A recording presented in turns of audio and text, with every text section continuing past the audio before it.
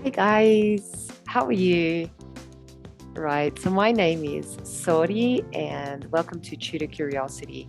Today we're going to go over a piece of text and we're going to go over some vocabulary. Let me show you a website that I really like getting my readings from. And I usually go over this with my students. So if you're a student and listening to this video, you can go to this website where you can get PDFs and you can do the activities on your own. So this is an activity that I usually use in class just to guide the student a little bit more than if they were on their own at home. But you can certainly do it at home and follow the different steps of the material available here. So I usually get my students to do a preparation task.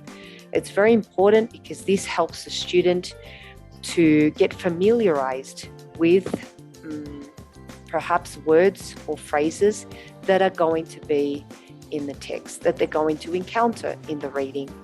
Okay, and what I usually do is get them to look at the phrase and I ask them if they know what it means.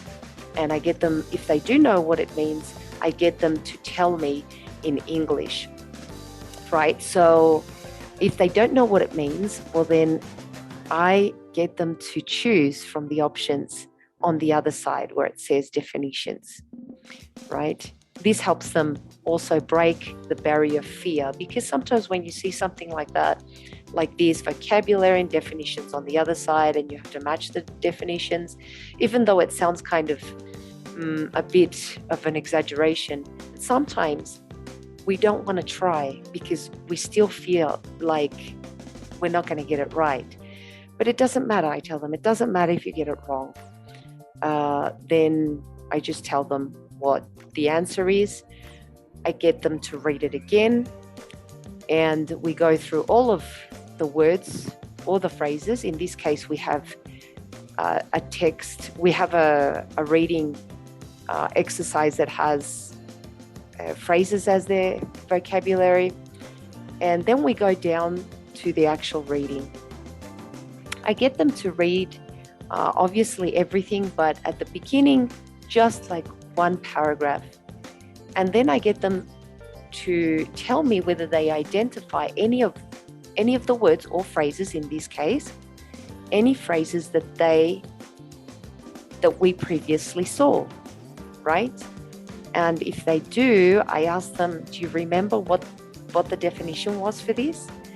And if they remember, well, excellent. If they don't, then we just simply go back and go over it again. I get them to read it again, and we go back to the text, and then they can tell me what they understood, right, of this paragraph, right? So then we go to the next paragraph, and we do the same. And obviously, I correct any pronunciation that is necessary to correct. So we go through this process. Now, this is a short text.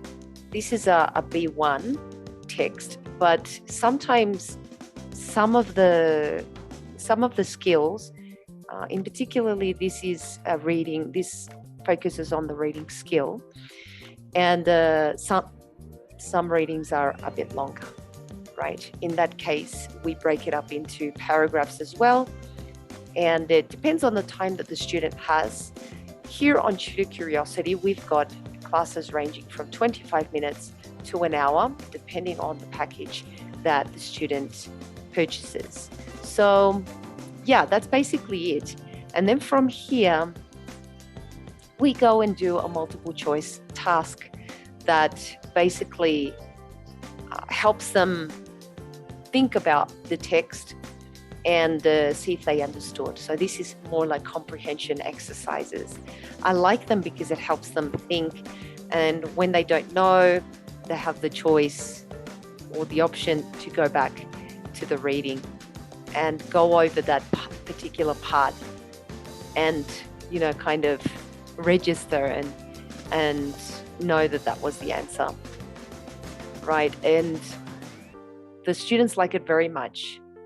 And actually, students tell me that they prefer to do these exercises with the tutor rather than at home, even though they can do it at home, because they have more of a guide. And we kind of, as teachers, we break up the lesson into different parts, and we know what to do. After this section, we can do something else, and then we go maybe further down in the activities. We can do other tasks that are available on this PDF, which is good. And then we can discuss.